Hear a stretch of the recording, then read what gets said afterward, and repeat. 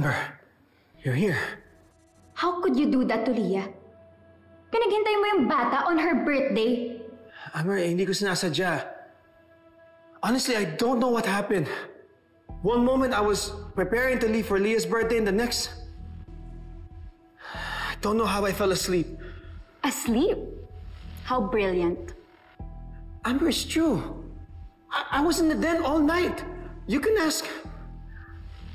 Allison, we were discussing the case and... Dad, tama na. Kahit tungkol pa yan sa case or sa work or whatever, hindi pa rin yun valid reason para paghintayin mo si Leah. She doesn't deserve this. I know. Really? You know? Eh wala kang ang ginawa. Dad, ilang beses ka nang pumalpak. Palpak ka na nga as a husband. Palpak ka pa rin ba as a father? Umayos naman kayo. Amber! Amber! Tingnan mo. Hindi mo lang nag-text o tumawag. Ano ba naman yung i-explain niya kung bakit tinulugan niya yung anak niya? Eh baka naman kasi may amats pa si Loco, kaya nakatulog.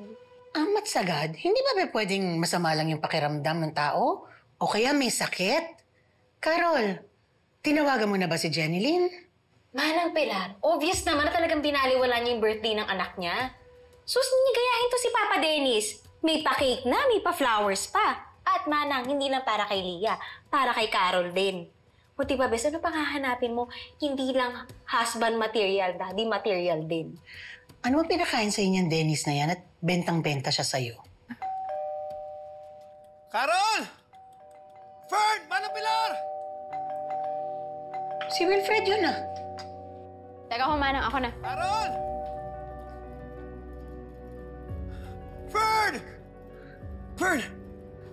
Ay, yes! Bakit? Nandito ka? Kahapon yung birthday ni Leah, hindi ngayon. Fern, gusto ko lang magpaliwanag sa anak ko. Papasukin mo naman ako. Next birthday ka na lang niya magpaliwanag. Meron ka pang 364 days para hindi malate sa birthday niya.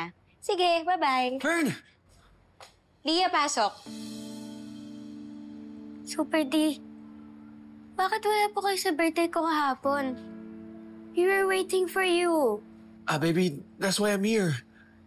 To explain everything to you.